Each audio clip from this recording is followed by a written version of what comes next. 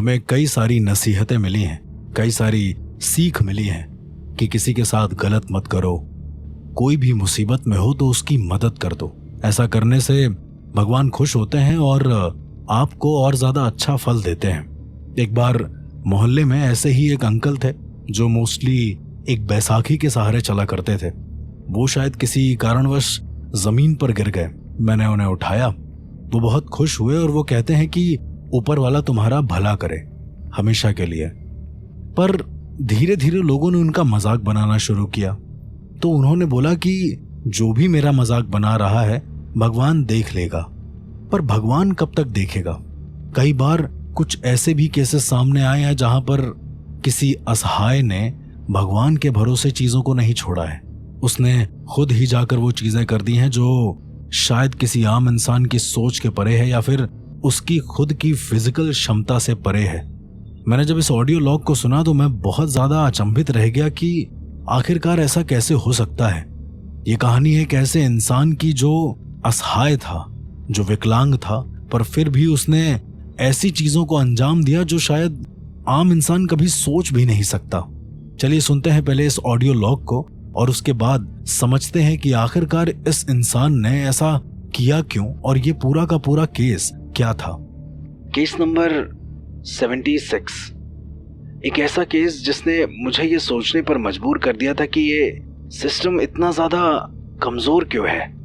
एक बाबा जो कि असहाय था, विकलांग था, उसने 17 लोगों की निर्मम हत्या कर दी थी। उसका नाम था बाबा श्रीकांत त्रिपाठी। ये उत्तर प्रदेश के एक छोटे से गांव में रहने वाला इंसान था, पर इसने इतनी निर्मम हत्या करी कि पुलिस भी देखकर दंग रह गई कि आखिरकार यह ऐसा कैसे कर सकता है। जब उससे पुलिस ने पूछताछ करी तो पता चला कि ये सिर्फ इतना ही कह रहा है कि जो भी हुआ है वो सब एक शिव की लीला थी, उसमें इसने कुछ नहीं करा। कोर्ट में लगातार एक के बाद एक ट्रायल हुए, बड़े बड़े ट्रायल, करीबन 2 महीने चले होंगे। इतने लंबे ट्रायल्स के बावजूद भी हमारा पक्ष ये प्रूफ नहीं कर पा रहा था कि जो खून हुए हैं वो श्रीकांत त्रिपाठी ने करे हैं। हर एक खून में उसकी बैसाखी का निशान जरूर होता था। जिस बैसाखी से वो चलता था उसी बैसाखी से उसने सबको मार डाला। कोर्टरूम ट्रायल्स का अंत होते होते मुझे तो ये लग रहा था कि शायद मैं जिस केस को लड़ रहा हूँ वो सब एक झूठ की बिना पर है। श्रीकांत त्रिपाठी क्या सच में निर्दोष है? डिफेंस लॉयर ने सिर्फ आस्था के पैराग्राफ को रखकर सामने कोर्ट से उसे रिहा करा दिया। पर खून जिस तरीके के भयानक हुए थे, मुझे ऐसा लग रहा था कि उन 17 लोगों के परिवार को न्याय नहीं मिला। उन्हें न्याय मिलना चाहिए। अंत में वो कोर्ट से रिहा हो जाता है हंसते हुए। मेरे दिमाग में आज भी ये सवाल रहता है कि उसने इतने सारे लोगों की हत्या करी तो क्यों करी, और अगर ऐसा उसने करा भी तो क्या उसके दिमाग में बिल्कुल ये नहीं आया कि जिन परिवार के लोगों को वो मार रहा है वो भी उसी की तरह असहाय हो जाएंगे। इसका कोई पैरानॉर्मल पहलू है या नहीं ये मुझे नहीं पता, पर ये मुझे आम केस तो बिल्कुल नहीं लगा।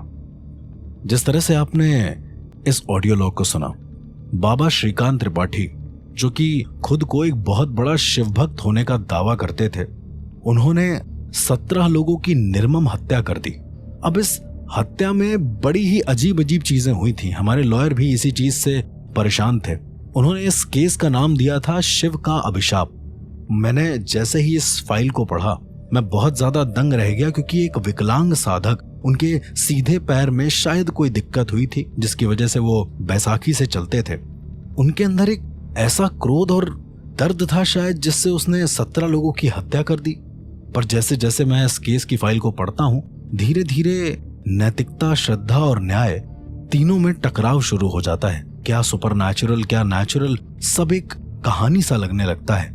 सबसे पहले हम जानते हैं इस बाबा के बारे में। बाबा श्रीकांत त्रिपाठी ये उत्तर प्रदेश के एक छोटे से गांव में रहने वाले एक साधारण से इंसान थे। बहुत ही शांत स्वभाव के साधक भी थे। ये रोज मंदिर में जाते, अपनी पूजा पाठ करते और वहां से वापस आ जाते। पर किसको पता था कि एक साधु की शांति के पीछे एक रक्त का उबाल था जो खून चाह रहा था बुरी तरीके से।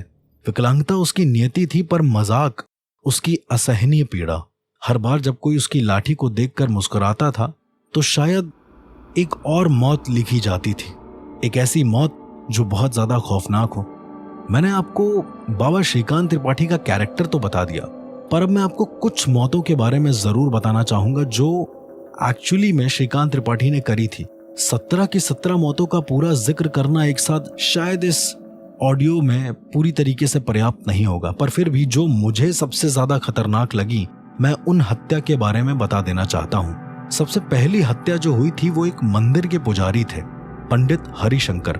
वो रोज सुबह पूजा पाठ करते और उसके बाद आकर अपने मंदिर के किनारे ही बैठ जाते हैं। वहां से बाबा श्रीकांत त्रिपाठी रोज निकलता, लेकिन उसके मंदिर में कभी भी उसने माथा टेका नहीं। हर बार पंडित हरिशंकर उसके पास बैठे जितने भी शिष्य रहते थे उनसे बार बार ये बोलता था कि अरे बाबा, भगवान शिव ने खुद नटराज नृत्य किया है, आप तो बस बैसाखी टेक कर चलते हैं। सिर्फ इतना कहना शायद पंडित हरिशंकर के लिए काल हो चुका था। 3 दिन के बाद पंडित हरिशंकर का शव मंदिर की छत से लटका हुआ पाया गया। सिर्फ इतना ही नहीं कि शव लटका था, उस शव में ना कोई संघर्ष था ना कोई चीख, केवल उसके गले में रुद्राक्ष की माला थी और माथे पर बहुत सारा भस्म पुता हुआ था, ऐसे जैसे किसी ने जानबूझकर उसके चेहरे पर जोर से भस्म को मला हो। भस्म इतनी ज्यादा जोर से मली हुई थी कि उसके नाक और उसकी आंखों में बुरी तरीके से भस्म के निशान थे, ऐसे जैसे किसी ने जानबूझकर उसके चेहरे पर वो भस्म रगड़ दी हो, पर उससे पहले उसे मार दिया हो। फॉरेंसिक रिपोर्ट की माने तो पंडित हरिशंकर की मौत पहले ही हो चुकी थी किसी भयानक दृश्य को देखकर। आखिर ऐसा क्या देखा था उसने? और उसके अलावा जो पूरी बॉडी में एक निशान था वो था एक बैसाखी का निशान, जो बहुत ही ज्यादा बुरी तरीके से उसके सर के बीचों बीच में था। पुलिस ने इसे पहले तो आत्महत्या माना क्योंकि कोई भी सबूत नहीं था। हत्या क्रमांक 2, मोहल्ले की एक टीचर थी श्रीमती सिंह, जो अपने छात्रों को हमेशा ये कहती थी कि बच्चों, समाज में हर प्रकार के लोग होते हैं और उनकी शायद इन बाबा से कोई दुश्मनी थी या फिर कुछ तो ऐसा था। वो बार बार बाबा का एग्जाम्पल देकर कहती कि जैसे ये बाबा थोड़े से लंगड़े लेकिन भगवान के भक्त। उनका कहने का कुछ और तात्पर्य था, पर श्रीकांत त्रिपाठी ने अलग तरीके से इसको लिया। हुआ वही जो शायद आपने पिछले हत्या क्रमांक में सुना। 2 हफ्ते बाद श्रीमती सिंह का शव उनके घर के बगीचे में शिवलिंग के पास पड़ा हुआ मिला, लेकिन यहां पर एक बहुत ही अजीबोगरीब चीज थी। शिवलिंग में पूरी तरीके से खून लगा हुआ था। श्रीमती सिंह के मुंह में जबरन ठूसी गई बेलपत्र की माला और माथे पर एक त्रिशूल का लंबा सा निशान, ऐसा जैसे किसी ने जानबूझकर उनके चेहरे को पकड़कर वो निशान बना दिया हो।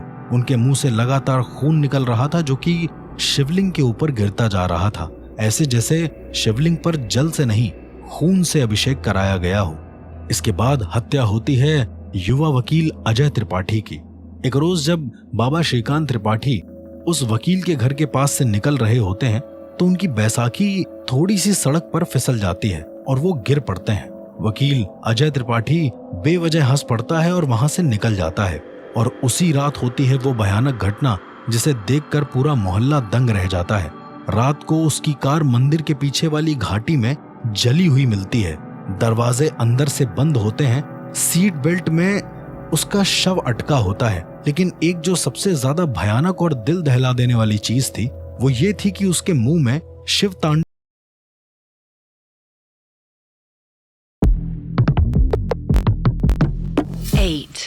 सबसे ताज्जुब की बात यह होती है कि बाबा के पास अपना खुद का एक लॉयर भी होता है।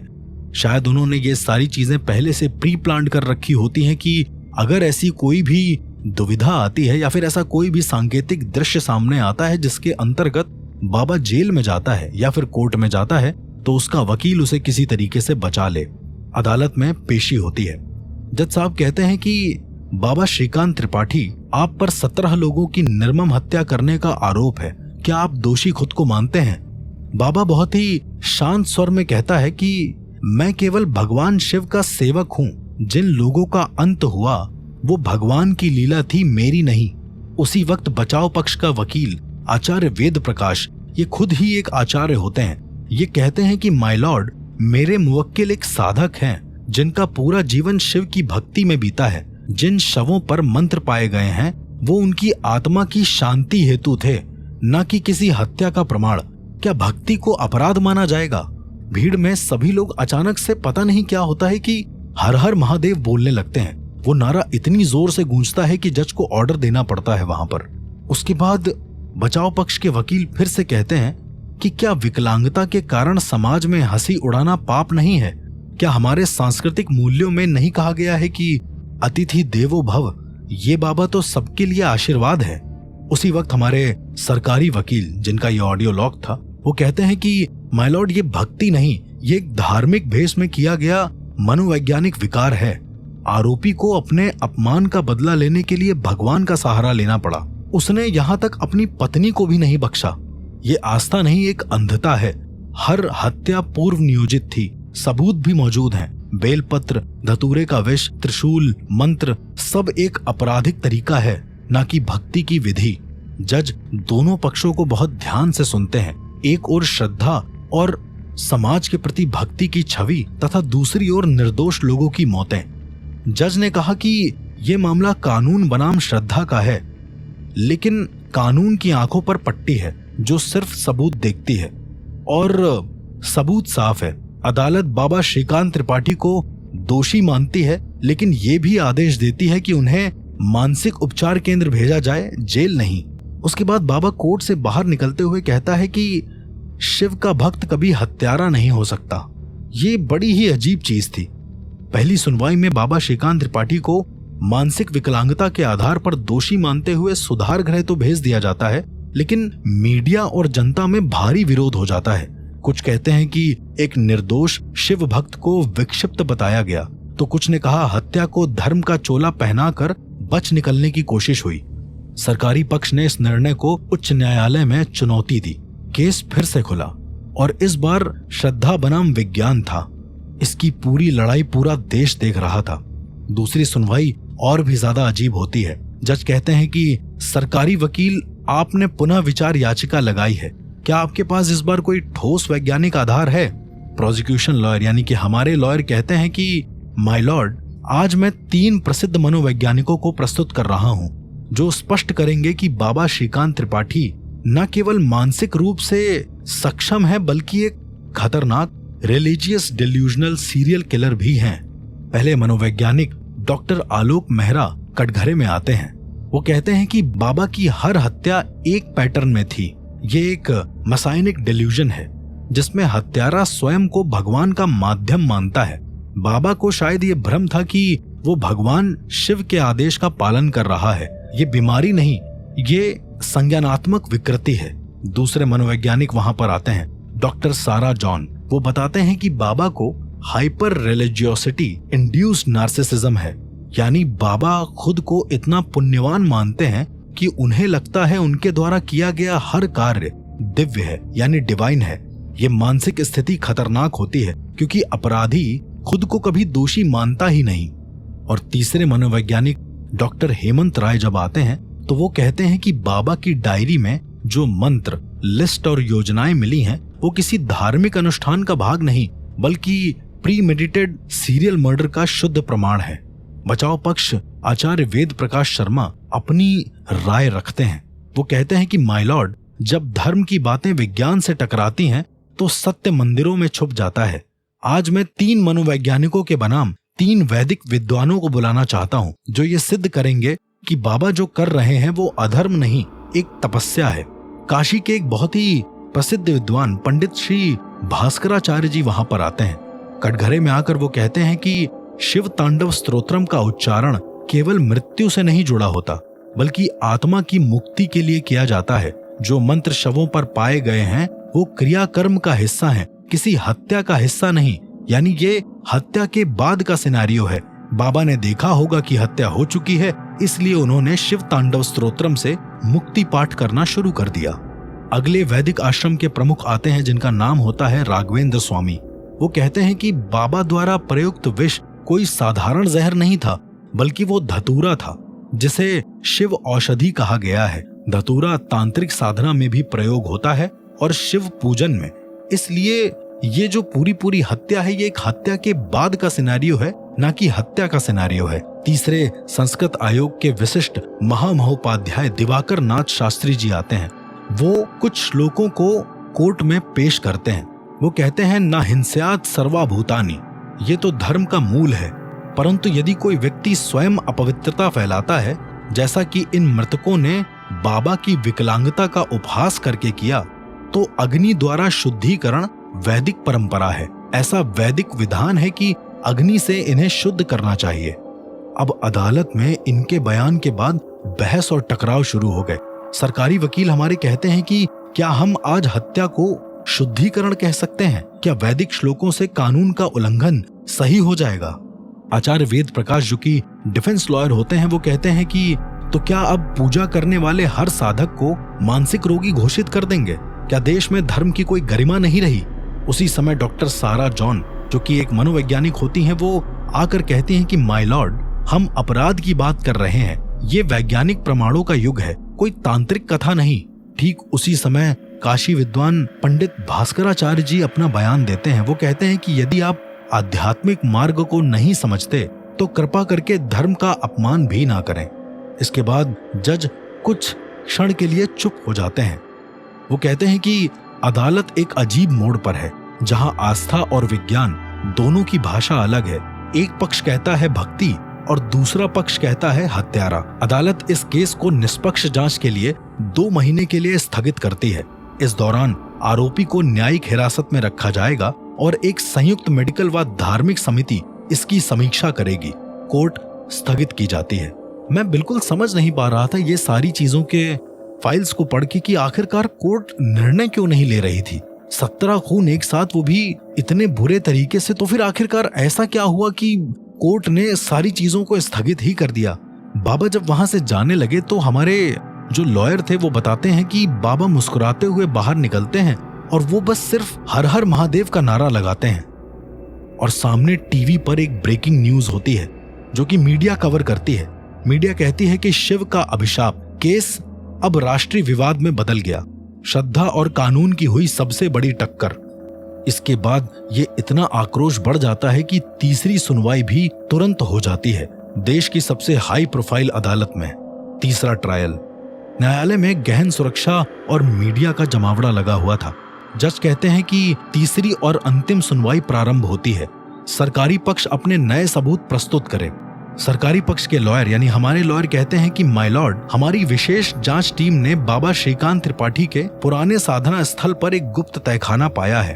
प्रमाण नंबर 1, हत्या की वीडियो। वकील भी हमारे मौन हो जाते हैं ये व्याख्या सुनकर। पंडित की व्याख्या ने वहां खड़ी हर एक पब्लिक को झकझोर कर रख दिया और पूरी भीड़ बार बार हर हर महादेव का नारा लगाने लगी।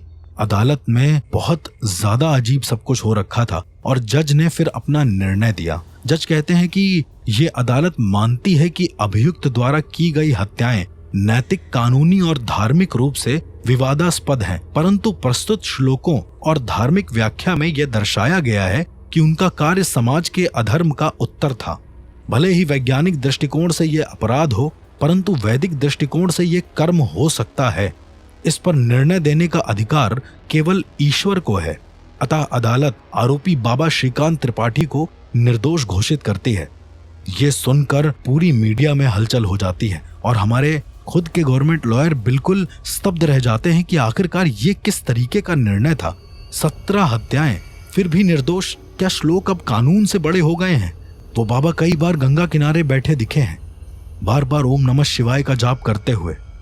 उनसे हमारे एक पर्सनल रिपोर्टर भी मिलते हैं जाकर। वो कहते हैं कि बाबा का एक ही कथन है इस केस को लेकर कि सत्य वही है जो मन स्वीकार करे, न्याय वही है जो समाज सह ले। अब अगर मैं इसमें अपना एक तांत्रिक दृष्टिकोण दूं तो मुझे ऐसा कुछ खास समझ में नहीं आ रहा है कि बाबा ने इसको किसी तांत्रिक घटना के चलते मारा। हाँ, शिव तांडव स्तोत्र का कोई तांत्रिक अनुष्ठान मेरे हिसाब से इस दुनिया में कहीं पर मौजूद नहीं है। जिस हिसाब से ये बाबा एक तांत्रिक और सात्विक पद्धति को फॉलो करके लोगों को मार रहा था, वो शायद बहुत ज्यादा अजीब था, वो निंदनीय था। उसे किसी तरीके से जेल में रखना ही चाहिए था। मुझे नहीं पता अभी भी कि इस केस में उन्हें आजाद क्यों कर दिया गया है। कई लोग तंत्र और सात्विकता दोनों को मिलाकर एक ऐसा चोला ओढ़ लेते हैं, एक ऐसा आवरण पहन लेते हैं कि उससे बाहर निकल पाना शायद आम इंसान के बस की बात नहीं होती है। और ऐसे चीजों को और ऐसे लोग धोखा बहुत जल्दी दे देते हैं किसी भी आर्थिक या फिर किसी भी सामाजिक व्यवस्था को। यही रीजन था कि बाबा एक तरीके से आज भी आजाद घूम रहा है। इसके पीछे कोई तांत्रिक दृष्टिकोण तो नहीं, पर हाँ शायद बाबा ने किसी तरीके की पढ़ाई जरूर कर रखी होगी इन सब चीजों की, तभी उन्हें ये सब तरीके पता थे लोगों को मारने के। इवन मारण जैसी क्रियाओं में भी इन क्रियाओं का प्रयोग होता नहीं है। तो शायद बाबा मिला जुला तंत्र यूज कर रहे थे जो किसी को पता नहीं था। जल्दी मिलते हैं एक और ऐसे ही दिल दहला देने वाले केस के साथ। तब तक के लिए सुनते रहिए सुपरनैचुरल क्राइम्स विद आरजे अर्श। 8 अच्छे से बोलते कस्बे में एक बुजुर्ग इंसान की मौत होती है, हरिराम। अब वो शॉपकीपर के घर के ठीक बगल में रहता था, यानी कि श्याम के घर के ठीक बगल में। अकेले रहता था तो उसकी लाश उसके घर में 3 दिन बाद मिली। मौत बड़ी संदिग्ध थी, इसलिए पुलिस ने इसे नेचुरल डेथ कहकर केस बंद कर दिया। लेकिन इस घटना के बाद कुछ ऐसा हुआ जिसने पूरे कस्बे को झकझोर कर रख दिया। मैं ये जितनी भी फाइल आपके सामने पढ़ रहा हूँ, ये इन वकील का पूरा बयान है। शायद ये ऑडियो लॉग में इतना सब कुछ नहीं बता पाए क्योंकि केस ही इतना ज्यादा भयानक था। शायद जो कानून और किसी भी नॉर्मल सतह को छू ही नहीं रहा था। इस घटना के बाद, यानी कि हरिराम की मौत के बाद, लगभग 1 हफ्ते के भीतर 10 छोटे बच्चे कस्बे से गायब हो गए। किसी को कुछ समझ नहीं आ रहा था कि कौन है यहाँ पर, किसने ये सब किया है। कोई सुराग नहीं, कोई चश्मदीद नहीं, कुछ भी नहीं। बच्चों की उम्र 6 से 12 साल के बीच रही होगी और सभी अलग अलग मोहल्ले में से थे। लोगों का शक अचानक से श्याम पर जाता है, जो कि उसी मोहल्ले में किराने की दुकान चलाता था। ये अकेला रहता था, इसका कोई ऐसा खास दोस्त नहीं था, पर यह बहुत खुशनुमा इंसान था। कुछ लोगों ने दावा किया कि श्याम बच्चों से रोज बातें करता था। कस्बे में यह अफवाह फैल गई कि श्याम ही बच्चों का अपहरण करता है, यानी कि किडनैपर वही है। पुलिस ने श्याम को गिरफ्तार किया, पूछताछ भी हुई, लेकिन उसके खिलाफ कोई ठोस सबूत मिला नहीं। वो लगातार यही कहता रहा कि मैं तो बस एक छोटा सा पुजारी हूं जिसे पूजा करना आता है, मैं निर्दोष हूं, मैंने किसी को नहीं छुआ। 4 दिन के बाद पुलिस ने उसे छोड़ दिया। अब यहाँ पर आता है एक बहुत ही इंटरेस्टिंग पॉइंट। जब पुलिस ने उसे छोड़ा, इंस्पेक्टर अरुण जो इस पूरे के पूरे केस की अगुवाई कर रहे थे, उनके साथ बहुत भयानक घटनाएं होने लगी। उनके परिवार के अपने निजी लोग एक रात में गायब हो गए। उनकी बहन नीरा, उनकी पत्नी सुधा और उनका भांजा स्वयं, ये तीनों के तीनों एक रात में गायब हो गए। जब इंस्पेक्टर अपने घर जाते हैं तो सब लोग रो रहे होते हैं और पता चलता है कि तीनों लोग पता नहीं कहां गायब हो गए। अब ये केस नॉर्मल नहीं था, अब ये केस और भी ज्यादा व्यक्तिगत हो गया था, क्योंकि इंस्पेक्टर अरुण को पूरा का पूरा शक था श्याम के ऊपर। लेकिन श्याम के पास कोई भी सबूत न मिल पाने के कारण उसको पुलिस पकड़ नहीं पा रही थी। इंस्पेक्टर अरुण एक बहुत ही ज्यादा सुलझे हुए ऑफिसर थे, उनकी पहुंच बहुत ज्यादा थी, इसीलिए उन्होंने ये मामला सीबीआई की तरफ किसी तरीके से सौंप दिया। सीबीआई की टीम जब पूरी तरीके से उस जगह की जांच करती है तो वो गुमशुदा लोगों की लिस्ट बनाती है, बच्चों से लेकर इंस्पेक्टर अरुण के परिवार तक। जब वो गहराई से जांच में उतरे तो उन्हें एक अंडरग्राउंड ऑर्गन ट्रैफिकिंग नेटवर्क मिला और उससे मिली एक ऐसी जानकारी जो बहुत ही ज्यादा गुप्त थी। एक छापे के दौरान सीबीआई ने उस एरिया के बाहरी इलाकों के एक फार्म हाउस में कुछ अंगों की तस्करी करने वालों को पकड़ लिया। वहां उन्हें एक फ्रीजर मिला जिसमें कई सारी मानव की आंखें थीं। एक ऐसी कंटेनर में रखी गई थी संरक्षित करके कि जिसमें आंखें खराब ना हो। जब सीबीआई ने उन सब का डीएनए टेस्ट करा तो पता चला कि ये आंखें उन्हीं गुमशुदा बच्चों और लोगों की थीं जो थोड़े दिन पहले गायब हो गए थे पूरे मोहल्ले से। सीबीआई अब ये सोचने लगी थी कि अगर बच्चे पूरी तरीके से गायब हैं तो सिर्फ आंखें क्यों मिल रही हैं, बाकी का शरीर कहां पर है। सीबीआई ने जब इन तस्करों से पूछताछ करी और इन्हें अच्छी तरीके से 3rd डिग्री ट्रीटमेंट दिया तो पता चला एक नाम, श्याम। सीबीआई ने श्याम की दुकान और घर पर गुप्त तरीके से नजर रखना शुरू किया। एक रात उन्होंने देखा कि श्याम अपने घर के पीछे एक पुरानी बोरवेल में कुछ गिरा रहा है और ये सारी की सारी निगरानी सीबीआई ने ड्रोन से करी ताकि किसी भी तरीके से श्याम को ये भनक न लगे कि उस पर निगरानी रखी जा रही है। सीबीआई ने तुरंत कार्रवाई की और वहां पर खुदाई करवाई। श्याम मना करता रहा कि वहां पर कुछ नहीं है, लेकिन फिर भी सीबीआई ने एक न सुनी। नीचे से उन्हें मानव अंगों के अवशेष, बच्चों के कपड़े और कुछ आईडी कार्ड मिले। कुछ ऐसी सड़ी गली और फटी लाशें भी मिली जिनका जिक्र शायद सीबीआई खुद भी ना करे। श्याम को तुरंत गिरफ्तार कर लिया गया और सख्त पूछताछ करने के बाद उसने अपना गुनाह कबूल कर लिया। पहले तो वो कुछ समय तक चुप रहा, लेकिन फिर उसने बोलना शुरू कर दिया कि वो एक अंतरराष्ट्रीय ऑर्गन डीलिंग रैकेट के लिए काम करता था। बच्चों को बहला फुसला कर अगवा करता था और फिर उनके अंग निकाल कर बेच देता था। जब इंस्पेक्टर अरुण के बारे में पूछा गया तो वो कहता है कि उसने उनकी बीवी, भांजे और उनकी बहन को इसलिए मारा क्योंकि वो लोग उसके परिवार से जुड़े थे जो इस केस की अगुवाई कर रहा था। अगर वो उसके परिवार को ही तोड़ देता तो शायद इंस्पेक्टर अरुण भी टूट जाता। सबसे अच्छी बात यह थी कि इंस्पेक्टर अरुण जरा भी नहीं टूटे और उन्होंने सारे केस की अगुवाई सीबीआई को सौंप दी। इसके बाद ये मामला अदालत में पेश किया जाता है। मुकदमा कुछ महीनों तक चलता है, लेकिन सबूत इतने ज्यादा पक्के होते हैं कि कोई भी उसको बचा नहीं पाता। कोर्ट रूम पूरा का पूरा भरा हुआ था। ये कोर्ट रूम ट्रायल पढ़ने के बाद मैं थोड़ा सा घबरा भी गया कि आखिरकार न्याय कभी कभी बहुत ज्यादा सटीक हो जाते हैं। मुकदमा संख्या 88, राज्य बनाम श्याम सिंह। रक्षा पक्ष अपने गवाह को पेश करें, ऐसा जज ने बोला। रक्षा पक्ष के जो वकील था एडवोकेट मिश्रा, वो श्याम का निजी दोस्त था। वो कहता है कि माननीय न्यायालय, हम ये साबित करना चाहते हैं कि मेरे मुवक्किल श्याम मानसिक रूप से पूर्णतया स्वस्थ नहीं है। उन्होंने जो किया वो किसी विकृत अपराधी का कृत्य नहीं बल्कि एक गंभीर मानसिक बीमारी का परिणाम है। 90% ऐसे केसेस जहां पर लोग मास किलिंग करते हैं वहां पर मानसिक बीमारी ही होती है। उसके बाद वो भावना त्रिपाठी, जो कि एक फॉरेंसिक साइकोलॉजिस्ट होती हैं, उन्हें पेश करता है। डॉक्टर भावना कहती हैं, श्याम एक दुर्लभ मानसिक स्थिति से ग्रस्त है जिसे आमतौर पर समझना आसान नहीं होता। उनके व्यवहार को समझने के लिए मैं 2 मनोवैज्ञानिक अवधारणाएं पेश करना चाहती हूँ। एक, मॉरल इंसैनिटी। ये स्थिति किसी भी व्यक्ति को सही और गलत का भाव खोने पर मजबूर कर देती है, लेकिन वे सामान्य जीवन जी सकते हैं। और दूसरा, नेक्रोफिलिक कंपल्शन, मृत शरीर के प्रति आकर्षण, जिसमें मानसिक संतुलन बिगड़ जाता है और व्यक्ति खतरनाक निर्णय लेने लगता है। डॉक्टर भावना कहती हैं कि इस तरह के रोगियों को जेल नहीं बल्कि एक साइकेट्रिक उपचार की आवश्यकता होती है।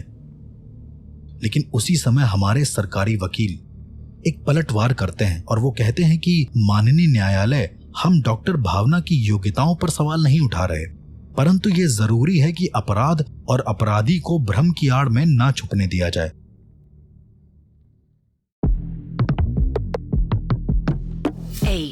वो अपने आगुन था। पहला इंसान जो गायब हुआ वो था श्याम के केस का क्लर्क। वो अपने घर नहीं लौटा। कुछ दिनों के बाद उसकी लाश अदालत के परिसर के पास एक पुराने कुएं में मिली। उसकी आंखें फोड़ दी गई थी, ठीक वैसे ही जैसे बच्चों के साथ हुआ था। जांच में पाया गया कि उस रात सुरेश देर तक कोर्ट में था और आखिरी बार एक इंसान के रिक्शा में देखा गया जिसका नाम था राम बाबू। दूसरी हत्या वकील शालिनी मेहरा, जो कि हमारे ही एडवोकेट की एक सहभागी होती हैं, उनका गला उनके चैम्बर में सुबह कटा हुआ मिलता है। दीवार पर खून से लिखा हुआ होता है कि श्याम अमर है। सीसीटीवी फुटेज में राम बाबू साफ दिखाई देता है कि वो पहले उनको बुरी तरीके से पकड़ता है, उनका गला काटता है, ऐसे रेंतता है जैसे उसका गला उसके लिए कोई गला ना हो। गले को चैम्बर पर रखता है और उसके खून से प्रॉपर एक पेंट ब्रश से दीवार पर लिखता है श्याम अमर है। और तीसरी हत्या होती है अदालत के न्यायिक टाइपिस्ट की, जो कि श्याम के केस में पूरा लेखा जोखा कर रहा था। उसकी बॉडी अदालत के अंदर जज की कुर्सी पर पाई गई, आंखें गायब और सीने पर चाकू से लिखा था, मैं आया हूं श्याम के लिए। अब पुलिस को यकीन हो गया था कि कोई श्याम के नाम पर सीरियल मर्डर कर रहा है। इंस्पेक्टर अरुण ने इस केस को अपने हाथ में लिया और राम बाबू से गहन पूछताछ करी।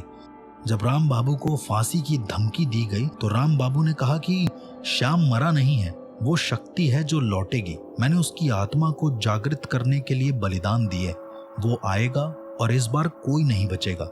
राम बाबू ने यह भी बताया कि वो श्याम का भक्त था। श्याम ने ही उसे अपने पुनर्जन्म की बात बताई थी और कहा था कि अगर 3 अपराधियों को मारा जाए जिन्होंने उसके खिलाफ गवाही दी या जो उसके केस से रिलेटेड थे, तो वो फिर से जीवित हो जाएगा। इसके बाद कोर्ट रूम में राम बाबू को पेश किया गया था। वहां कोई भी गवाह नहीं था, क्योंकि ज्यादातर लोग डर के मारे कोर्ट नहीं आए। सभी गवाह या तो मारे जा चुके थे या गायब थे। कोर्ट में पूरी तरीके से चुप्पी का माहौल था। इससे पहले कि राम बाबू से कोई पूछताछ करता, राम बाबू ने अपनी जेब से पता नहीं कैसे एक ब्लेड निकाली और अपनी गर्दन वहीं कोर्ट में सबके सामने काट दी।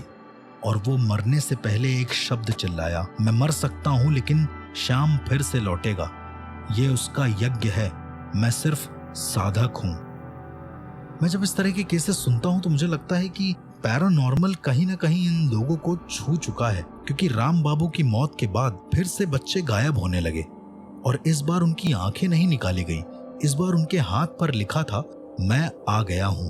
अब क्योंकि कोर्ट में कोई और था नहीं, इस वजह से एक प्राइवेट कोर्ट का आयोजन किया गया, जहां पर न्यायालय ने एक आदेश दिया। न्यायालय ने कहा कि श्याम के निवास, दुकान और आसपास के क्षेत्र को तुरंत सील किया जाए। वहां किसी भी आम व्यक्ति का जाना प्रतिबंधित होगा। पुलिस उस क्षेत्र को हर वक्त निगरानी में रखेगी। पुलिस ने आदेश का पालन किया। पूरे इलाके को बाड़ों और चेतावनी बोर्ड से भर दिया। पहला बोर्ड था, खतरा, प्रवेश वर्जित है।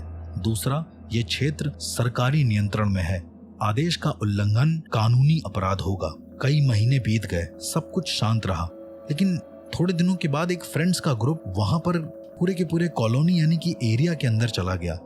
अगले दिन उन चारों की लाशें उस एरिया के बाहर मिली। चेहरा पूरा काला पड़ा हुआ था, आंखें खुली और हाथ पर खून से लिखा था, श्याम वापस आ चुका है।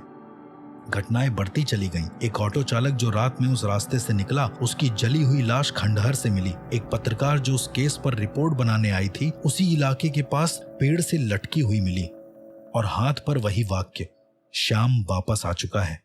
पुलिस ने उस पूरे इलाके को अब रेड जोन घोषित कर दिया है।